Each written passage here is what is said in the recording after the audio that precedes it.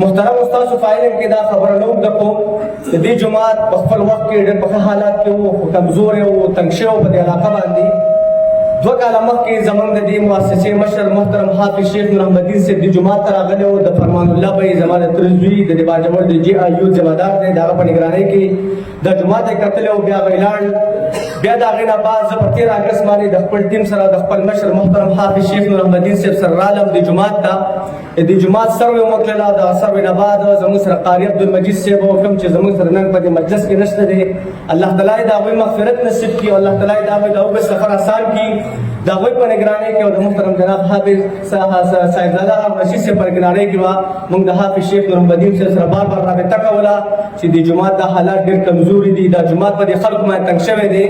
د الله تعالی فضل وکړو، کرم یې وکړو، احسان یې وکړو. په 12 نومبر باندې د دې جومات باقاعده منظوري راغله. په 12 نومبر باندې موږ د دې جومات سنگ بنیاد کېښودو. الله تعالی فضل وکړو، کرم یې وکړو، دا کار جاري روان و. په رمضان کې هم موږ د دې جومات کار نه دی ودرولی او روان و.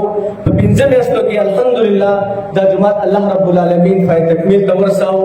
موږ اولا د خپل ډونر او خپل متبرع عبدالرحمن الشمیسی رحمه الله د هغې د خاندان شکریا ادا کوو چې زموږ د دې جومات لپاره هغوی وسایل فراهم کړل او موږ له روپۍ راکړو دا جومات ته موږ پای تکمیل ته ورساو.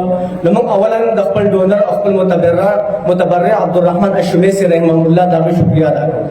د هغې نه بعد د خپل محسن باجوړ محترم حافظ شیخ نور احمدین صاحب څنګه چې مشر تذکره وکړله چې په دې باجوړ کې هغوی ډېر ډېر لوی مراکز جوړ کړي دي، لوی لوی جوماتونه جوړ کړي دي. په دې کرکوټ کې الحمدلله دا دویمه منصوبه ده چې پای تکمیل ته ورسېدله.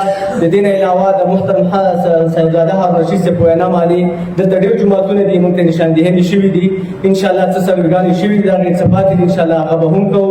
په نږدې وخت کې به انشاءالله الله رب العالمین فضل وکړو، کرم وکړو، په هغې باندې به هم کار کوو.